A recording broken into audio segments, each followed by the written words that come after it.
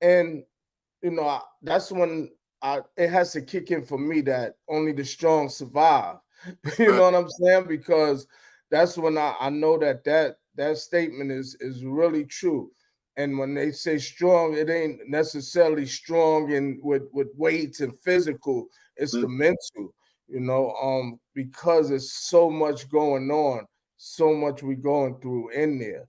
You know, if you if you could, can you just elaborate on looking back now from all the time you did, how'd you get through and how was it for you psychologically going through that? Well, like I said, I told you the stage I went through in my first year up north, and so I left Attica, and that's a whole different beast, man. That's a whole different beast, man. So you know, like I said, it took me about 5 years to really understand what happened to me, and then to try to start digging in and changing my ways, and you know what I mean. It took about 5 years. So my whole thing was I have to keep my mind. They got my body, but I have to keep my mind in order to survive this. You know, and I ain't gonna front. At times, I almost lost my mind. You know, I felt I was on the edge of being killed or killing somebody in there. I was on the edge, and it it took a couple of brothers around It's low. Attica to really get me to focus on It's getting it's to prison as soon as possible. it's low. You bringing them in? I can't hear you. You can hear me? We'll get them in a minute. Yeah, Mike, don't come in yet. We still talking. I told you was in. We looking all over for you. Well, hold on. All right. Yeah. So My boy, it took a couple of brothers to that was around me. I was getting to meet a lot of good brothers, and that helped me in a sense to like focus on what needs to be done to try to get out of prison as soon as possible. Like I was in the brother Luke Mon's class, the brother that just passed away, rest in peace. Um, um, Felipe, a lot of these brothers put me on a path to understand my case and not only understand what you're dealing with in prison, you know. So if it wasn't for those brothers, I believe that I would have been on a path of destruction because it would have ate me up. It ate me up. And I mean that in the sense that it's easier to get into foolishness than it is to get into something that's real that can elevate you, you know? So when you're around a lot of foolishness, it's easy to attract you more than something that's self, that can set you on a path of bettering yourself. You know what I mean? So you had to you had to focus on that. You know what I mean? It's easy to get distracted. So I had to keep my mind in that place. You know what I mean? And I stopped. I mean, I still play sports, but I didn't as more as I went to the law library, as more absolutely. class. You know what I'm saying? So it took me to like remove myself from certain things in order for me to keep my head, No because question. not only prisoners, but you got guards that can bring you into some foolishness. You know what I'm saying? That can cause your life, cause their life, and you have to be mindful of that. So you have to keep your head on straight in order to weave through the nonsense. Absolutely. Absolutely. All right, we're gonna bring the brother in, man. We're gonna take his mute off, man. We're gonna unmute the brother Mike. Cause you heard? So Yeah. so so this brother here, he a part of the Success After Lockdown team, man. And me and him grew up in prison together, at a young age. So, he did 30 years. He been home for a couple of years now. He works for Exodus Transitional Community in Harlem. And this brother is making a difference. He's doing a lot in the community. And I brought him on with me, one, because my brother Anthony couldn't make it. Two, because he a part of Success After Lockdown team. And three, he could talk a lot to the mental health aspect of us, man, and just the journey that we went through dealing with mental health, dealing with this cell therapy thing, man. So Mike, this is brother Jeffrey Collins. This brother here, he did 27 years in prison as well. And how long you been home now, Jeff? Five and a half, going on 5.5 years. Nice, congratulations again. I don't know if you could hear us, Mike. Muhammad.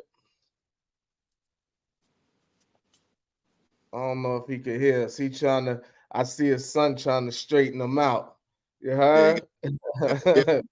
He trying to help him out because this technology thing is crazy.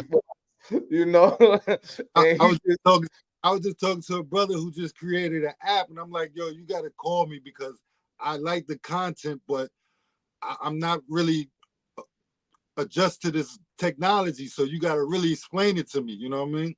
Nice. No question.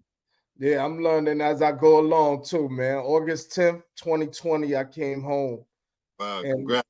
Man. And August 10th, 2023, man, I was placed off parole. Wow. I was taken off parole. Yeah, same time. I think I got off for 3 years exactly. Nice. 2 years without parole, Absolutely. Let me see if he's ready. You ready, Mike? Can you hear the peoples? I can't hear him. Yeah, can you hear me now? No, I was trying to get you outside the headphones, but it wasn't working. Okay, we can hear you now. So I don't know if you heard me introduce I can hear y'all. It was a lot going on over here. I'm trying to multitask, but yeah, me and my son were listening to the conversation, and being a law officer, it's kind of like thinking about what the brother was saying about being incarcerated. Different time era. He said that had to happen back in the days because him being enforced, that doesn't happen as much as it used to happen, right? So that's a different. But that, like the brother said, he was saying that it is traumatizing. I don't know how you combat a lot of that, but those are any emotions. Sometimes it becomes an issue when you tell individuals, not like you, but similar, because you have to address those in the way that's befitting for you, right? A lot of individuals don't understand that that's a you problem because it's inside.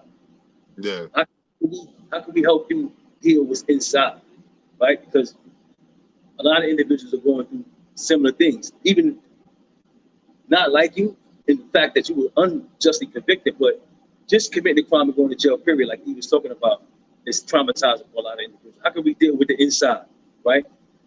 For you, it's twofold. I'm just happy to see that you've made it out and that you're doing the right thing. For me, that's a blessing that you made it out with a frame of mind. Like to even think the level that you're thinking now is kind of unheard of, right? Because there's only a few of us that can do that. As witness individuals incarcerated, they don't have that level of intellect to survive on the level that you're surviving now. And that deserves some credit.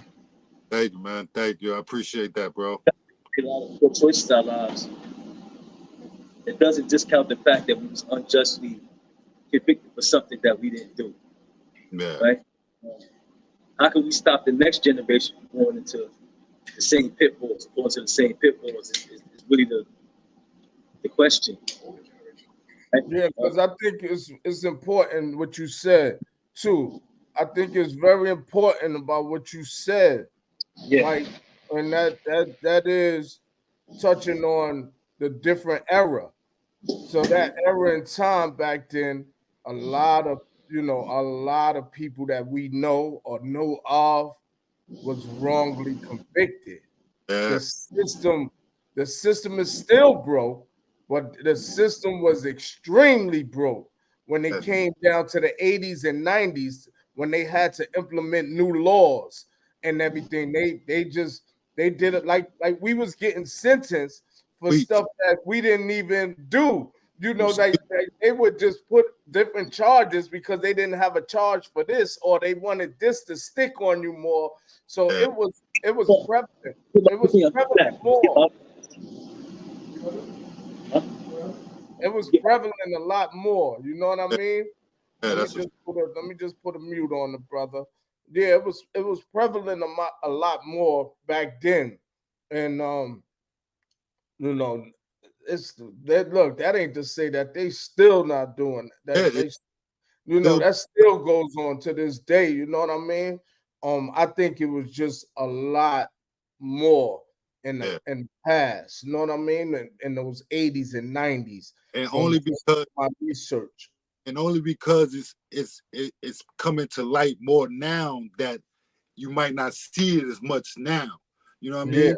Still being done. You know what I yeah, mean? Ain't much change. It's just a couple of rules here, there change, but the same system still exists. You know what I'm saying? So absolutely.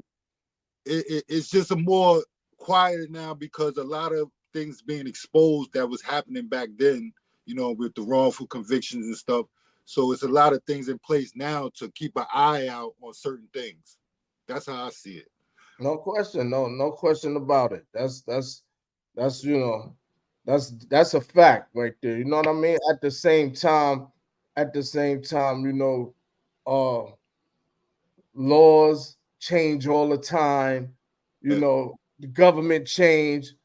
Democrat hold office for a couple of years, then the Republicans, and then it switch back over.